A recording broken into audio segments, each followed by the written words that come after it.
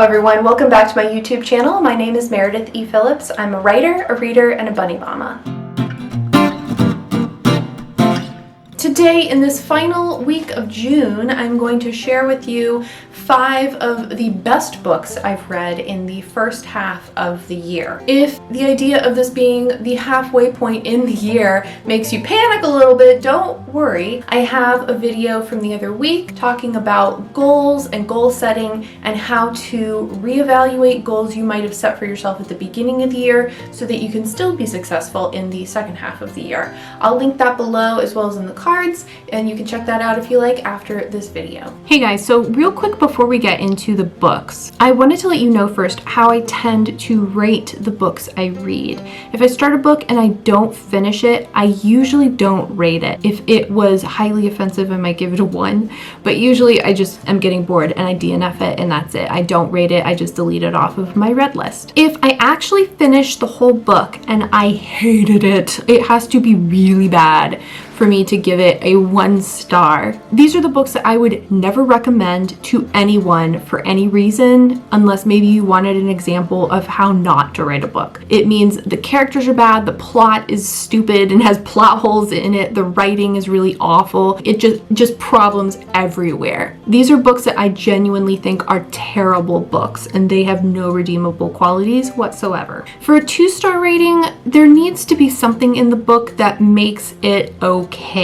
Usually it's 1 or 2 qualities that I found to be interesting or at least decent. Like maybe the writing is really bad, but one of the characters is kind of interesting. Or maybe the writing is halfway decent, but there's a massive plot hole which makes nothing make sense. These are books that, again, I wouldn't really recommend for anyone to read, but they do have a handful of redeemable qualities to them. A 3-star read for me means it was pretty decent overall. I was entertained throughout. It had some good, some bad qualities, but overall it wasn't much of a standout in either direction. It wasn't terrible, it wasn't great. It was really kind of right in the middle. If I rate a book 3 stars and it's part of a series, I probably will continue reading, and I would recommend the book to certain people. 4 stars for me means the book was really good. The writing's got to be solid, the characters have to be interesting and well-rounded, the plot has to be engaging, and the story has to move at a good pace. While a 4-star book is usually one that I'm entertained with throughout,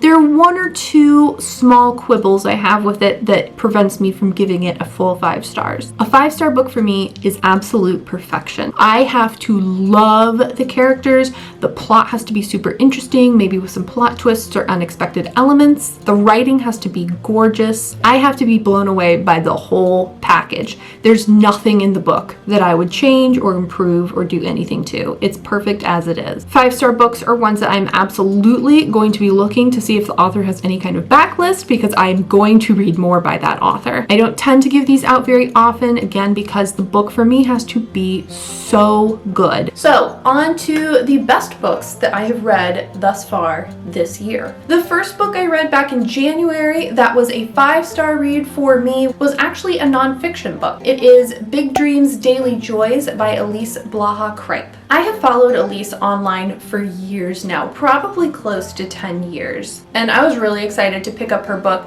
not just so that I could support her in her small business, but also because it is all about goal setting. She is a goal setting guru and she gives great tips all the time over on her Instagram and on her blog occasionally. And this is the type of book I would highly recommend for anyone, whether you have goals in a creative pursuit, personal goals, job goals, whatever it might be. This book is going to be really helpful if you have a hard time envisioning big goals and then knowing how to break them down so that it's actually achievable. She goes over the types of goals you can and should set and the types of goals that aren't really goals and that are not good ones to set. She also explains how to then achieve those goals. There are a lot of practical tips and steps in this book, but there's also a lot of the book that feels like a pep talk. You read through sections of it and you just feel really motivated and inspired to get to work on whatever your goal might be. So if you're struggling right now to either form goals or know how to achieve them, or if you're just struggling a little bit, we're halfway through the year, maybe you're just struggling with some motivation, get this book, check it out, it's really good. The next 5-star read I picked up in February was the Bromance Book Club by Lyssa K. Adams. This book had me laughing out loud. It was hilarious. I very rarely will literally laugh out loud during a book. I might give a little chuckle and then keep going, but there were literally parts of this book where I had to like pause reading because I was laughing so hard. It was fantastic. The story follows Gavin Scott as he tries to win back his wife Thea, who really wants a divorce at the beginning of the book. He is distraught over this and has no idea what to do to get her to fall in love with him again. Thankfully, his friends have a solution. They invite him to join their bromance book club, in which they read romance novels to help them figure out how to be the men that their women would like them to be. It is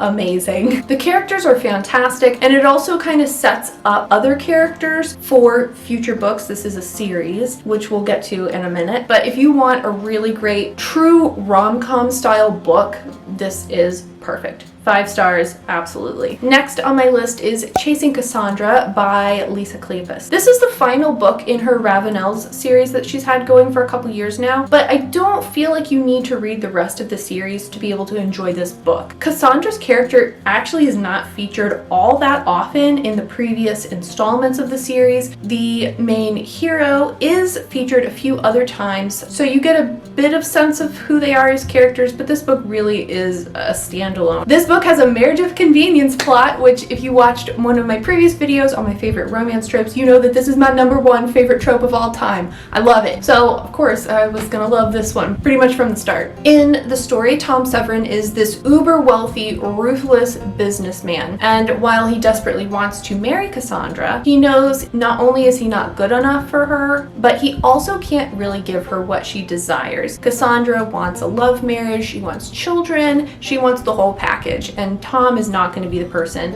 to be able to give that to her. But through a series of unfortunate events, unfortunate, they end up married anyway, of course. And we get to see Tom's transformation from this cold and ruthless person into someone who's actually capable of loving and providing the type of family that Cassandra has always wanted. I love a good anti-hero also, so we've got anti-hero and marriage of convenience in one book. It was 5 stars for me. Tom is the anti-hero and he's fantastic.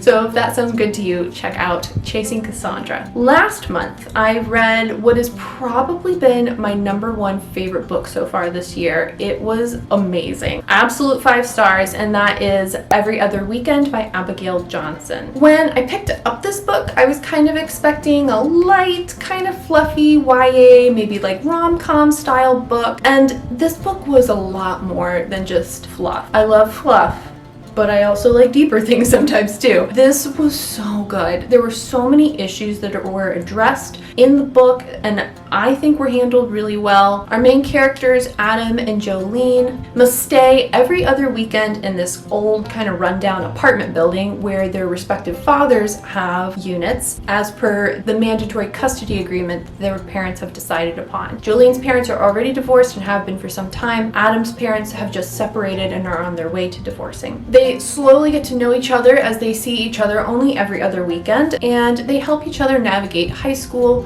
toxic relationships, and how to find happiness in a situation that neither of them is very pleased about. If you read any of the books from this list, please read this one. It is so good. I never have cried at a book before, but I've come close twice, and this was the second one.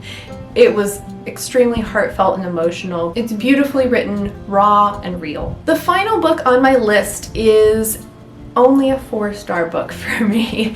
I've only read 4 5-star books this year. I told you I was pretty harsh. So the 4-star book that I read that was still really good, it just wasn't quite as good as I wanted it to be. It's the second book in the Bromance Book Club series, and it is called Undercover Bromance. It was, again, almost as good as the first one. The writing was still really solid. There were still a lot of really humorous parts in it that had me laughing a lot. The part that it was hard for me to get behind was the main heroine. She is really prickly, and she often would verbally attack the main hero character of Braden Mack, and sometimes he deserved it, but sometimes he really didn't, and she was really harsh, and it did make her a hard character to like. It improved by the end of the book. So by the end of the book, I did find her to be a great character and I really enjoyed her, but it was pretty rough there for the beginning portions of the book. So that's why I gave it 4 stars. But again, still super entertaining. The story follows Braden Mack and Liv Papandreou, who is Thea's sister. Thea is the main woman character in book 1. Liv is a chef who ends up getting fired after she confronts her boss over harassment allegations. She and Braden then end up teaming up to try to uncover the truth and then take down her nasty ex-boss. You also get a lot of scenes with the side characters that you met in book 1, and so it kind of sets up some of the potential storylines for future books. The 3rd book in the series comes out in October, so definitely be looking for that if you check out these 2 and are wanting more from this author. So those are my top 5 favorite books so far that I've read in 2020. What are some of the great books you've read so far this year? Let me know in the comments, because I'm always looking for good books to read. I'm almost in a little bit of a reading slump. I'm just not finding a whole bunch of 5-star, solid 5-star books for me. So definitely give me your suggestions so I can bulk up my TBR. Thank you so much for watching. If you liked this video, give it a thumbs up. And if you would like to see more content from me, click the subscribe button. I post new videos on Tuesdays and Fridays. Have a good day. Bye.